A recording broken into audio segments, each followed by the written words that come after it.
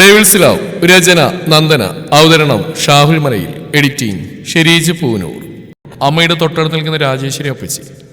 ഇവർ മൂന്നുപേരും ഇണപിരിയാത്ത സുഹൃത്തുക്കളായിരുന്നു. ആം പറഞ്ഞു. അവൾ അത്ഭുതത്തോടെ അവരെ നോക്കി.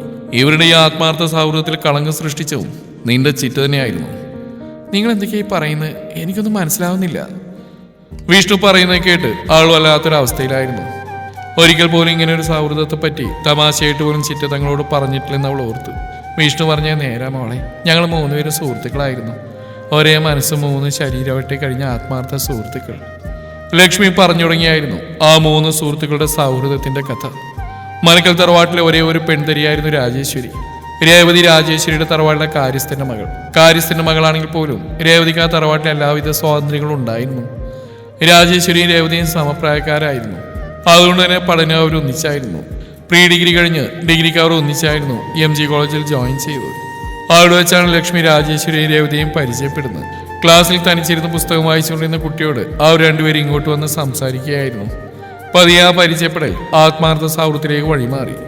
ലക്ഷ്മി കൂടി അവരോടൊപ്പം ചേർന്ന് ആ രണ്ടുപേരുടെ സൗഹൃദത്തിന് ഒന്നുകൂടി മാറ്റുകൂടി. ദിവസങ്ങൾ മുന്നോട്ട് പോയിക്കൊണ്ടിരുന്നു. ആരെയും അസൂയപ്പെടുന്ന രീതിയിലായിരുന്നു ആ മൂന്ന് പെൺകുട്ടികളുടെയും സൗഹൃദം. പഠനത്തിലായാലും മറ്റു പാഠ്യേതര പ്രവർത്തനങ്ങളിലായാലും ആ മൂന്നുപേരെ ഒരുപോലെ മുന്നിൽ തന്നെ നിന്നിരുന്നു. അങ്ങനെ അവരുടെ 1ാം വർഷ ഡിഗ്രി ക്ലാസ് അവസാനിക്കുന്ന സമയം. അവസാന പരീക്ഷയും കഴിഞ്ഞ് ഹാളിൽ നിന്ന് പുറത്തേക്ക് ഇറങ്ങിയ രാജേശ്വരി ആഞ്ഞൊന്ന് ശ്വാസമെടുത്തു. അപ്പൊ ഇനി എന്താ പ്ലാന്? നേരത്തെ തീരുമാനിച്ച പോലെ മനക്കിലേക്കല്ലേ? രാജേശ്വരി പറഞ്ഞു. ലക്ഷ്മിയുടെ മുഖം വാടി. ദേ ലച്ചു, ഇന്ന് ഒരു ഒഴിവഴിയും പറയണ്ട. നീ എനിക്ക് വാക്കെന്ന ഇന്ന് എൻ്റെ കൂടെ വരാന്ന്. ഇന്ന് വന്നില്ലെങ്കിൽ ഞാൻ പിണങ്ങും. സത്യമായിട്ട് ഞാൻ പിണങ്ങുവേ.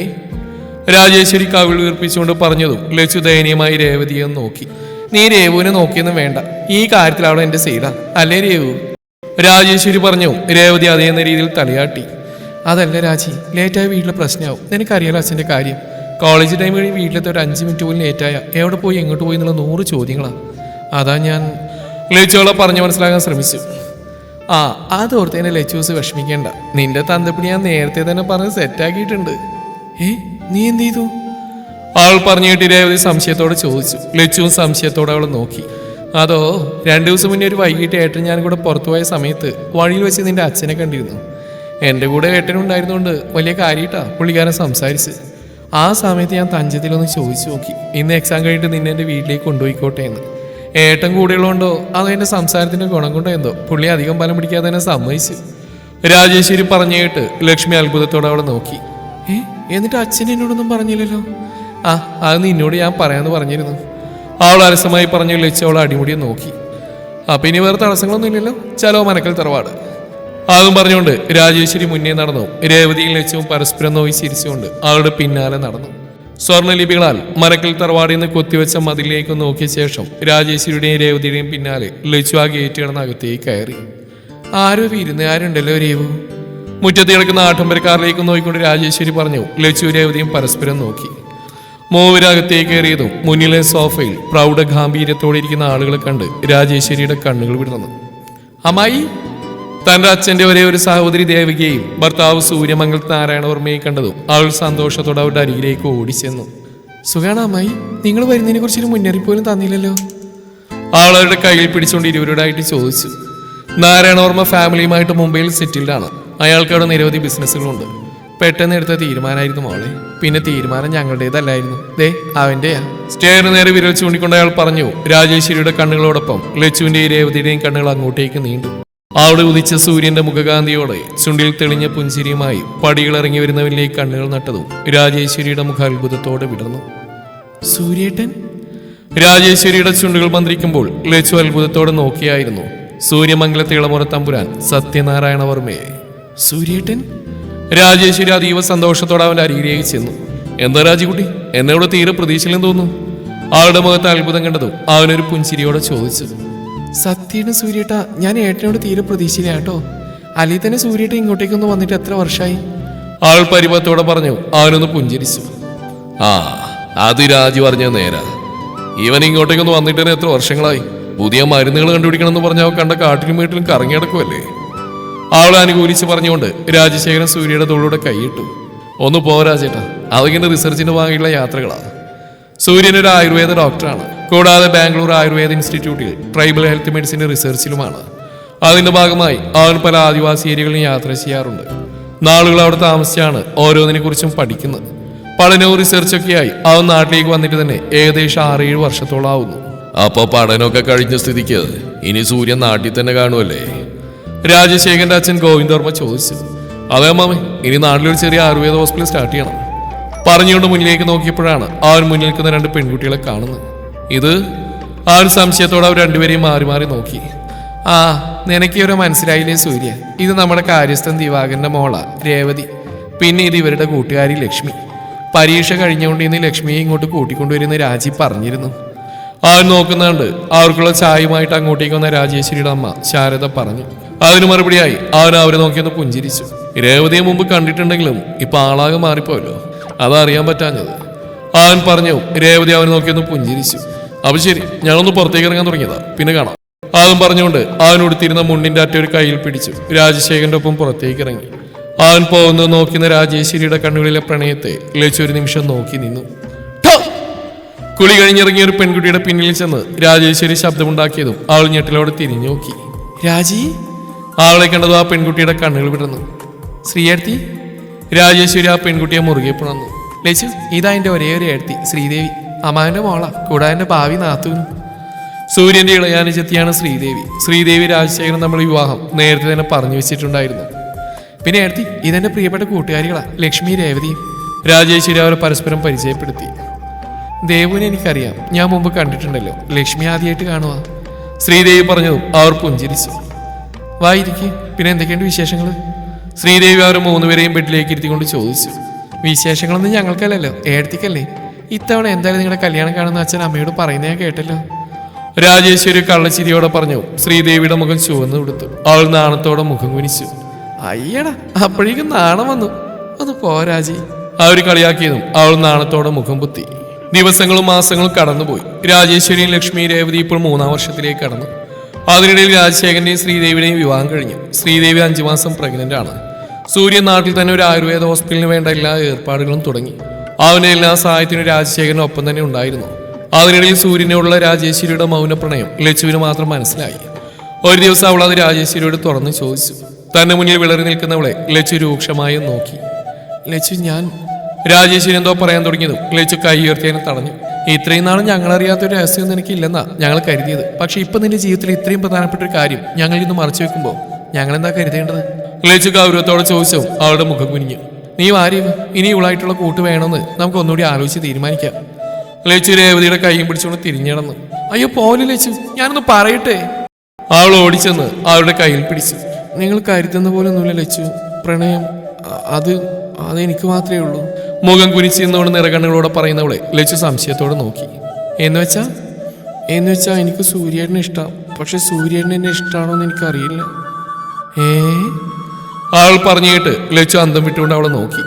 അതേടാ, ചിലപ്പോഴൊക്കെ കോളേജ് കഴിഞ്ഞ് വീട്ടിലേക്ക് ചെല്ലുന്ന ഞങ്ങൾ നോക്കിക്കുന്ന സൂര്യേട്ടനെ കണ്ടിട്ടുണ്ട്. എങ്കിലും ആ മനസ്സിൽ എന്നോട് പ്രണയമുണ്ടോ എന്ന് എനിക്കറിയില്ല. നീ ഇതുവരെ നിന്റെ ഇഷ്ടം പുള്ളിയോട് പറഞ്ഞിട്ടില്ലേ? അവൾ പറഞ്ഞിട്ട് ലച്ചു ചോദിച്ചു. ഇല്ല ലച്ചു, എനിക്ക് പേടിയാ. എന്നെ ഇഷ്ടമല്ലെന്നങ്ങനെ സൂര്യേട്ടൻ പറഞ്ഞാൽ എനിക്കത് സഹിക്കാൻ കഴിയില്ലടാ. അവൾ പൊട്ടിക്കരഞ്ഞോണ്ട് ലച്ചുവിനെ കെട്ടിപ്പിടിച്ചു. നീ ഇങ്ങനെ വിഷമിക്കാതെ രാജി. ആദ്യം നീ നിന്റെ മനസ്സിലിഷ്ടം പുള്ളിയോട് ചെന്ന് പറയും. അറിഞ്ഞിടത്തോളം പുള്ളിക്ക് മറ്റൊരു ഇഷ്ടമില്ലാത്ത സ്ഥിതിക്ക് നിന്റെ പ്രപ്പോസൽ ആക്സെപ്റ്റ് ചെയ്യാനായിരിക്കും സാധ്യത കൂടുതൽ. കൂടാതെ പുള്ളിയുടെ അനിയത്തിയല്ലേ നിന്റെ ഏട്ടൻ വിവാഹം കഴിച്ചിരിക്കുന്നത്. അപ്പൊ പിന്നെ തീർച്ചയായിട്ടും നിന്നെ സ്വീകരിക്കുക ചെയ്യും. നീ അതോർത്ത് പേടിക്കണ്ട. ലച്ചു അവളെ ആശ്വസിപ്പിക്കാനെന്ന് വേണം ഓരോന്നും പറഞ്ഞുകൊണ്ടിരുന്നു. അവളുടെ ഓരോ ആശ്വാസ വാക്കുകളും രാജേശ്വരിയിൽ പുതുപ്രതീക്ഷകൾ ഉണർത്തി. ദിവസങ്ങൾ പിന്നെയും ഓടി മറഞ്ഞു. അതിനിടയിൽ ലച്ചുവിന്റെ വിവാഹം ഉറപ്പിക്കുകയും അധികം വൈകാതെ അവളുടെ വിവാഹം നടക്കുകയും ചെയ്തു. ആളൊരു പട്ടാളക്കാരനായിരുന്നു, മഹാദേവൻ. ഇപ്പോൾ ഉത്തരാഖണ്ഡിലാണ്. വിവാഹം കഴിഞ്ഞ് ലച്ചുവിനെയും പുള്ളിക്കാരൻ കൂടെ കൊണ്ടുപോയി. പിന്നെ അവിടെ പഠിത്തമൊക്കെ അവിടെയായിരുന്നു. ലച്ചു പോയതും രാജേശ്വരിക്കും രേവുവിന് അതൊരുപാട് വിഷമമായി. എങ്കിലും മാസാമാസമുള്ള കത്തുകളിലൂടെ അവർ തങ്ങളുടെ സൗഹൃദം സൂക്ഷിച്ചു പോന്നു. ദിവസങ്ങൾ കഴിയുന്തോറും രാജേശ്വരിയുടെ ഉള്ളിൽ സൂര്യനോടുള്ള പ്രണയം കരകവിഞ്ഞൊഴുകിക്കൊണ്ടിരുന്നു. ഓരോ ദിവസം കഴിയുന്തോറും തന്റെ ഉള്ളിലെ പ്രണയം സൂര്യനെ അറിയിക്കാൻ രാജേശ്വരി ഒരുപാട് ശ്രമിച്ചുവെങ്കിലും പല കാരണങ്ങളാൽ അവൾക്കതിന് കഴിഞ്ഞിരുന്നില്ല. എങ്കിലും അവൾ പ്രതീക്ഷ കൈവിടാതെ പറ്റിയൊരു അവസരത്തിനായി കാത്തിരുന്നു. അങ്ങനെ സൂര്യന്റെ ഹോസ്പിറ്റലിന്റെ ഉദ്ഘാടന ദിവസം വന്നെത്തി. ഉദ്ഘാടനത്തിന് ലച്ചുവിന് ക്ഷണം ഉണ്ടായിരുന്നുകൊണ്ട് തന്നെ അവളും ഭർത്താവിനൊപ്പം വന്നിരുന്നു. രാജി, സുഖാണോടി? എത്ര നാളായി കണ്ടിട്ട്? ദേവേട്ടന്റെ കൂടെ പോയ ശേഷം ഞാൻ ഏറ്റവും കൂടുതൽ മിസ് ചെയ്തത് നിന്നെ രേവിനെയാ. ഉദ്ഘാടനത്തിന് വന്ന ലച്ചു രാജേശ്വരിയുടെ അരികിലേക്ക് ചെന്ന് അവളെ കെട്ടിപ്പിടിച്ചുകൊണ്ട് പറഞ്ഞു. സുഖാണെടാ, ഞങ്ങൾക്ക് നിന്നെ ഒരുപാട് മിസ് ചെയ്തു. പിന്നെ എന്തുണ്ട് വിശേഷം? കുഞ്ഞുവാവ് എന്ത് പറയുന്നു? ആൾ ലച്ചുവിന്റെ അല്പം വീർത്തു നിൽക്കുന്ന വയറിൽ കൈവച്ചുകൊണ്ട് ചോദിച്ചു. കുഞ്ഞുവാക്ക് കുഴപ്പമൊന്നുമില്ല, ഇപ്പൊ 4 മാസം കഴിഞ്ഞു. പിന്നെ അവർ ഓരോന്ന് സംസാരിച്ചുകൊണ്ടിരുന്നു. പിന്നെ എന്തായാലും രാജി, നിന്റെ കാര്യം, നീ പുള്ളിയോട് നിന്റെ മനസ്സിൽ ഇഷ്ടം തുറന്നു പറഞ്ഞോ? ഇല്ല ലച്ചു, ഇതുവരെ തുറന്നു പറയാൻ പറ്റിയിട്ടില്ല. ആൾ നിരാശയോടെ പറഞ്ഞു. ലച്ചുവളുടെ തോളിൽ തട്ടി. നീ ടെൻഷനാവാതെ രാജി, നീ നിന്റെ മനസ്സിലുള്ളതല്ല ഇന്ന് തന്നെ നിന്റെ സൂര്യനോട് പറയണം. എനിക്ക് ഉറപ്പുണ്ട്, നിന്റെ സൂര്യേട്ടൻ നിന്നെ ഒരിക്കലും നിരാശപ്പെടുത്തില്ല. പുള്ളിക്ക് നിന്നെ ഇഷ്ടമാവും. ലച്ചു ആത്മവിശ്വാസത്തോടെ പറഞ്ഞു. രാജേശ്വരിയുടെ ചുണ്ടിൽ മനോഹരമായൊരു പുഞ്ചിരി വിടർന്നു. എന്തായാലും ഇന്ന് തന്നെ ഞാൻ എൻ്റെ ഇഷ്ടം സൂര്യേട്ടനോട് പറയും. ആൾ ഉറപ്പോടെ പറഞ്ഞു. ലച്ചു അവളെ നോക്കി പുഞ്ചിരിച്ചു. പിന്നെ രേവ ഇവിടെ? ഞാൻ വന്നിട്ട് അവൾ ഇതുവരെ കണ്ടതേയില്ല. ഇവിടെ ഉണ്ടായിരുന്നു കുറച്ചു മുമ്പേ. അവളെ അമ്മ എന്തോ ആവശ്യത്തിനായി കൂട്ടിക്കൊണ്ടുപോയതാ. എന്നാ വാ, നമുക്ക് അങ്ങോട്ട് പോവാം. ലച്ചു രാജിയും ഉദ്ഘാടനം നടക്കുന്നിടത്തേക്ക് പോയി. മുഖ്യമന്ത്രിയായിരുന്നു ഹോസ്പിറ്റലിൽ ഉദ്ഘാടനം നടത്തിയത്. ഉദ്ഘാടനം കഴിഞ്ഞതും എല്ലാവരും മറ്റു കാര്യങ്ങളിലേക്ക് കടന്നു. ശ്രീയർത്തി, സൂര്യനെ കണ്ടോ? മനസ്സിലുള്ള തന്റെ പ്രണയം തുറന്നു പറയാനായി രാജേശ്വരി കുറെ നേരമായി സൂര്യൻ അന്വേഷിച്ച് നടക്കുകയായിരുന്നു. ഒരിടത്ത് അവനെ കാണാതെ വന്നു. അവൾ ശ്രീദേവിയോട് ചെന്ന് ചോദിച്ചു. ബാംഗ്ലൂരിൽ നിന്ന് ഏട്ടൻ്റെ കുറച്ച് ഫ്രണ്ട്സ് വന്നിട്ടുണ്ട്, ഏട്ടൻ അവരുടെ അടുത്തുണ്ടാവും. ശ്രീദേവി തന്റെ കയ്യിലിരുന്ന് 6 മാസക്കാരൻ കുഞ്ഞു ദൈവത്തിനെ ചേർത്ത് പിടിച്ചുകൊണ്ട് പറഞ്ഞു. ആളൊന്ന് പുഞ്ചിരിച്ചുകൊണ്ട് തിരിഞ്ഞടന്നു. ആ നിമിഷം സൂര്യനോടുള്ള തന്റെ പ്രണയം അറിയിക്കുമ്പോഴുള്ള അവന്റെ പ്രതികരണത്തെ ഓർത്ത് അവളുടെ മനസ്സാകെ അസ്വസ്ഥമായിരുന്നു. ഇവർ രണ്ടും ഇത് എവിടെ പോയി കിടക്കുക? മഹാദേവൻ വിളിച്ചതിനെ തുടർന്ന് പോകാനായി ഇറങ്ങിയതായിരുന്നു ലച്ചു. അവൾ യാത്ര പറയാനായി രാജേശ്വരി രേവതി അന്വേഷിച്ച് നടന്നു. ശ്രീയേച്ചി, ചേച്ചി രാജി രേവിനെ കണ്ടിരുന്നോ? ആൾ ശ്രീദേവിയുടെ അരികിലേക്ക് ചെന്നോട് ചോദിച്ചു. കുറച്ചു മുന്നേ രാജി സൂര്യനെ അന്വേഷിച്ച് നടക്കുന്നുണ്ടോ? ചിലപ്പോൾ അകത്ത് കാണും. രേവിനെ കണ്ടില്ല. ലച്ചു പോവാറായോ? ആ ചേച്ചി, രാത്രിയിലെ ട്രെയിന്. വീട്ടിൽ ചെന്ന് പാക്ക് ചെയ്യാനൊക്കെ ഉണ്ട്. ഞാൻ അവളോടൊന്ന് പറയട്ടെ? ശരി. ലച്ചു രാജേശ്വരിയെ രേവിനെ അന്വേഷിച്ച് അകത്തേക്ക് നടന്നു. ഇടനാഴി കഴിഞ്ഞ് മുന്നിലേക്ക് നടന്നു. കുറച്ചു മാറിയൊരു തൂണിന്റെ സൈഡിലായി നിന്നുകൊണ്ട് സൂര്യൻ ആരോടോ സംസാരിക്കുന്നവൾ കണ്ടു. ഒന്നുകൂടെ സൂക്ഷിച്ചു നോക്കിയതും അതൊരു പെൺകുട്ടിയാണെന്ന് അവൾക്ക് മനസ്സിലായി. രാജിയാണോ അത്? അവൾ സംശയത്തോടെ ഒന്നുകൂടെ അങ്ങോട്ടേക്ക് തന്നെ നോക്കി നിന്നു. പെട്ടെന്ന് സൂര്യൻ ആ പെൺകുട്ടിയെ തന്നെ നെഞ്ചോട് ചേർത്ത് മുറുകെ പുണരുന്നതും അവളെ ചുംബനങ്ങൾ കൊണ്ട് മൂടുന്നതും അവളൊരു ഞെട്ടലോടെ നോക്കി നിന്നു.